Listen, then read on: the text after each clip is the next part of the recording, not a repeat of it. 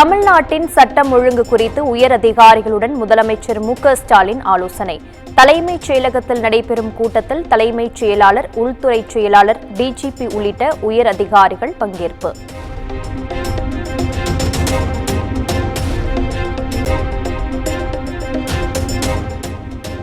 பெரம்பூரில் படுகொலை செய்யப்பட்ட பகுஜன் சமாஜ் தமிழக தலைவர் ஆம்ஸ்ட்ராங் குடும்பத்தினருக்கு முதலமைச்சர் மு.க.ஸ்டாலின் ஆறுதல்.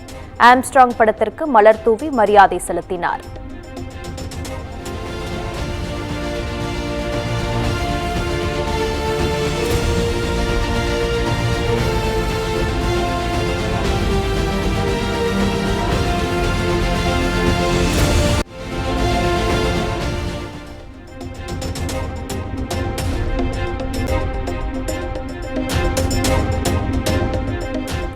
பிஎஸ்பி மாநில தலைவர் ஆம்ஸ்ட்ராங் கொலை தொடர்பாக தமிழக அரசு மற்றும் டிஜிபிக்கு தேசிய தாழ்த்தப்பட்டோர் நல ஆணையம் நோட்டீஸ். படுகொலை குறித்து விரைந்து பதிலளிக்கவும் உத்தரவு.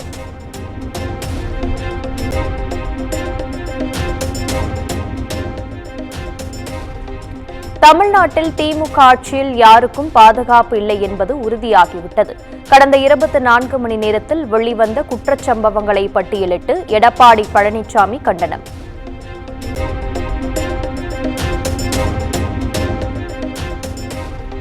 திமுக அரசு பொறுப்பேற்றதிலிருந்து தலித்துகள் மீதான தாக்குதல்கள் அதிகரித்துள்ளன. தமிழ்நாட்டில் சட்டம் ஒழுங்கை பாதுகாக்க அரசு தவறிவிட்டதாகவும் டெல்லியில் பேசிய எல். முருகன் குற்றச்சாட்டு.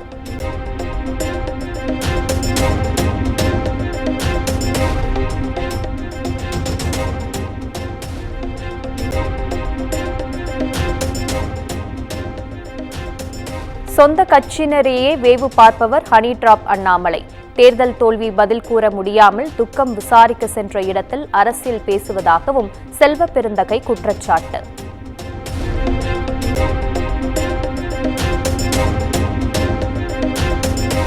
கர்நாடக காவிரி அணைகளில் 15 நாட்களில் 30 டிஎம்சி நீர்மட்டம் உயர்வு. தமிழக அரசு பொறுப்பை உணர்ந்து உரிய தண்ணீரை பெற வேண்டும் என அன்புமணி ராமதாஸ் வலியுறுத்தல்.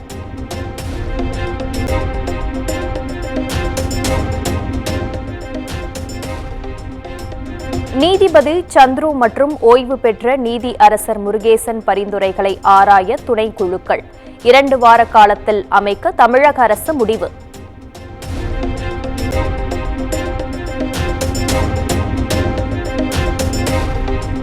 சென்னை முழுவதும் ஒரே டிக்கெட்டில் 3 வகை போக்குவரத்தில் பயணம் செய்யும் திட்டம்.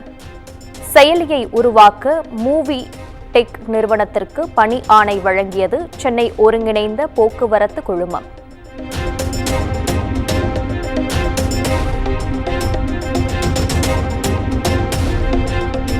பொறியியல் படிப்புகளுக்கான தரவரிசை பட்டியல் நாளை வெளியீடு. விண்ணப்பித்த மாணவர்களுக்கு ரேங்க் பட்டியல் வெளியிடப்படும் நிலையில் கலந்தாய்வு அட்டவணையும் வெளியாகிறது.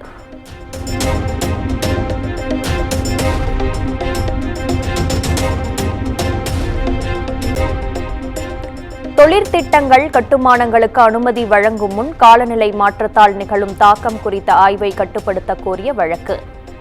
மனு குறித்து பதிலளிக்க மத்திய அரசுக்கு சென்னை உயர்நீதிமன்றம் உத்தரவு.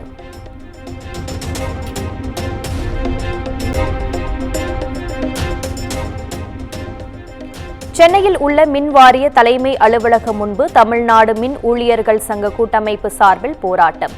மின் வாரியத்தில் உள்ள காலி பணி இடங்களை நிரப்ப தமிழக அரசுக்கு வலியுறுத்தல்.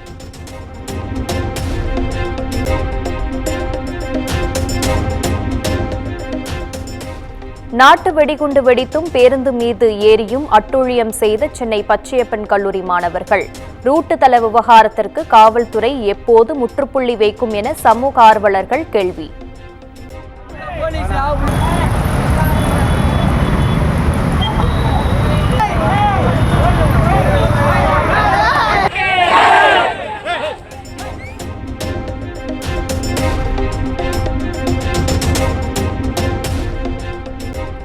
தருமபுரி மாவட்டத்தில் பாரம்பரிய சிறுதானிய கம்பு பயிரை காப்பாற்றி உற்பத்தி அதிகரிக்க வேண்டும்.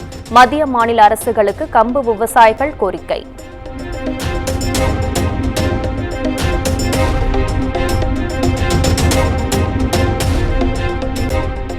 சிதம்பரம் நடராஜர் கோவில் ஆனி திருமஞ்சன விழாவில் கனகசபை மீது பக்தர்கள் தரிசனம் செய்ய அனுமதி அளிக்க கோரிய வழக்கு.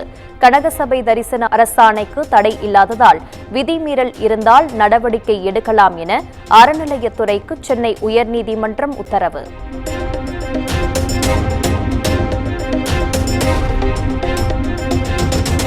செங்கல்பட்டு அருகே பள்ளி குழந்தைகளை தாய் அழைத்து சென்ற வழக்கில் 2 கைது. தந்தை கொடுத்த புகாரில் கார் ஓட்டுநர் உட்பட 2 கைது செய்து போலீசார் விசாரணை.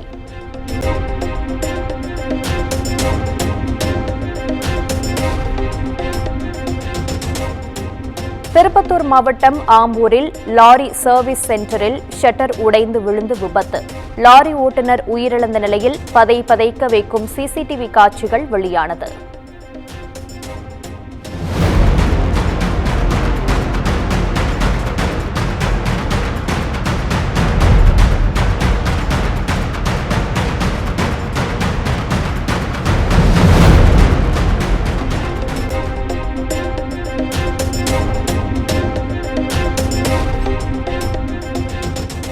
கள்ளக்குறிச்சி மாவட்டம் வானாபுரம் அருகே சிலிண்டர் வெடித்து பயங்கர தீ விபத்து. உயிர் சேதம் தவிர்க்கப்பட்ட நிலையில் போலீசார் விசாரணை.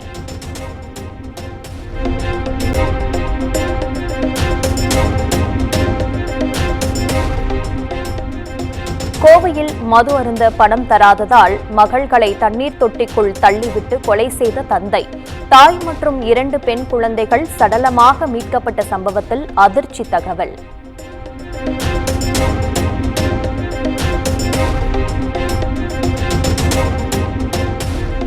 சிவகாசி அருகே பட்டாசு ஆலை வெடித்த விபத்தில் 2 உயிரிழப்பு, 2 படுகாயம். சம்பவ இடத்தில் வருவாய் மற்றும் காவல்துறையினர் ஆய்வு.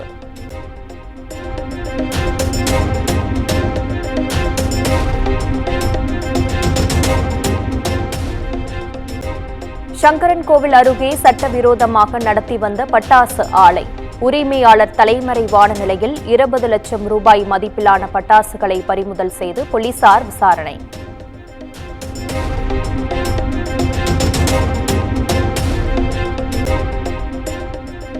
ராணிப்பேட்டை மாவட்டம் நெமிலி அருகே கனமழையால் அறுவடைக்கு தயாரான நெற்பயிர் நீரில் மூழ்கி சேதம். 500க்கும் மேற்பட்ட ஏக்கர் விளைநிலங்கள் நீரில் மூழ்கியதால் விவசாயிகள் வேதனை.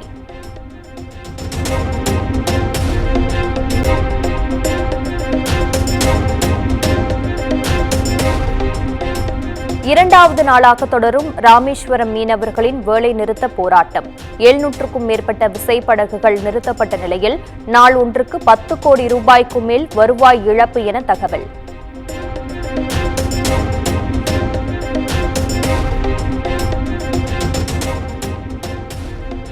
கள்ளக்குறிச்சி கள்ளச்சாராய மரணங்கள் குறித்து சிபிஐ விசாரணை கோரி மேலும் ஒரு பொதுநல மனு. ஏற்கனவே தொடரப்பட்ட வழக்குகளுடன் வரும் 11ஆம் தேதி விசாரணைக்கு எடுத்துக் கொள்ளப்படும் என சென்னை உயர்நீதிமன்றம் அறிவிப்பு.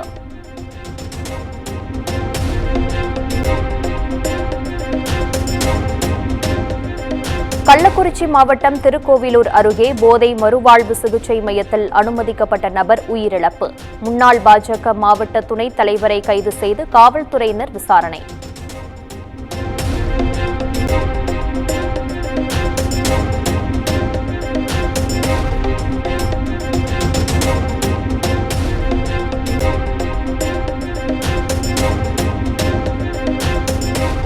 ஈரோடு தாளவாடி மலைப்பகுதியில் கரும்பு தோட்டத்தில் புகுந்த காட்டு யானைகள். 4 ஏக்கர் பரப்பளவில் கரும்பு பயிர்கள் சேதமடைந்ததால் விவசாயிகள் கவலை.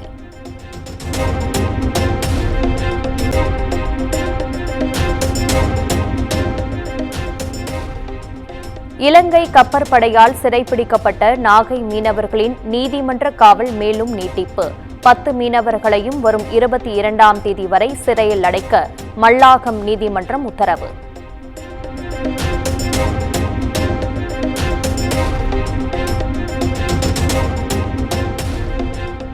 $140 கோடி இந்தியர்களிடம் இருந்து அன்பை கொண்டு வந்துள்ளேன். 3 மடங்கு கூடுதல் உறுதியுடன் பணியாற்றுவதாகவும் ரஷ்ய வாழ் இந்தியர்களிடையே பிரதமர் மோடி பேச்சு.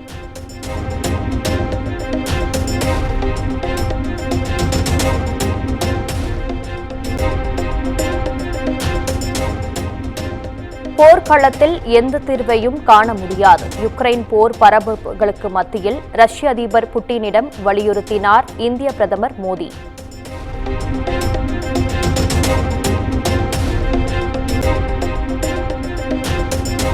மும்பையில் 2வது நாளாக ரயில் மற்றும் பொது போக்குவரத்து சேவை பாதிப்பு.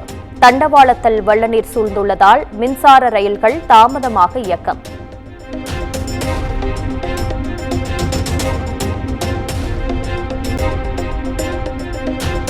பெங்களூருவில் உள்ள விராட் கோலியின் 18 கம்யூன் மதுபான பார் மீது வழக்கு. அனுமதிக்கப்பட்ட நேரத்தை விட அதிகமாக திறந்து வைத்து குடியிருப்பு வாசிகளை தொந்தரவு செய்ததாக நடவடிக்கை.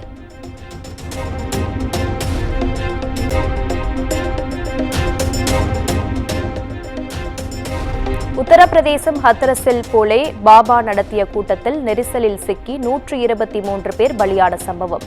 நிகழ்ச்சி ஏற்பாட்டாளர்களே பலிக்கு காரணம் என மாநில அரசு அமைத்த சிறப்பு புலனாய்வு குழு அறிக்கை.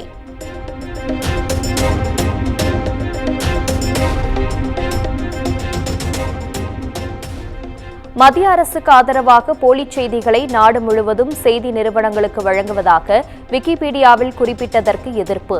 2 கோடி ரூபாய் நஷ்ட ஈடு கேட்டு விக்கிபீடியா மீது டெல்லி உயர்நீதிமன்றத்தில் ANI செய்தி நிறுவனம் அவதூறு வழக்கு.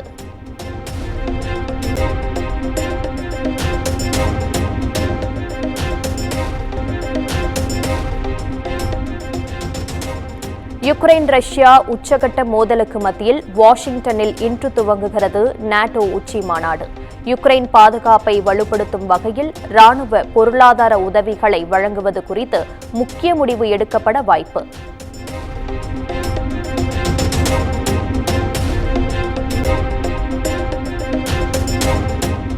ஜம்மு காஷ்மீர் கத்துவாவில் ராணுவத்தினர் மீது நடத்தப்பட்ட பயங்கரவாத தாக்குதல் கோழைத்தனமானது.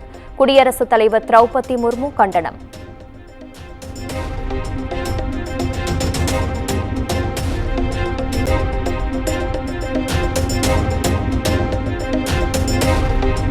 இயக்குநர் சிகரம் கே பாலச்சந்தரின் 94வது பிறந்தநாள். ராஜ்கமல் அலுவலகத்தில் உள்ள உருவச் சிலைக்கு திரைத்துறையினர் மரியாதை.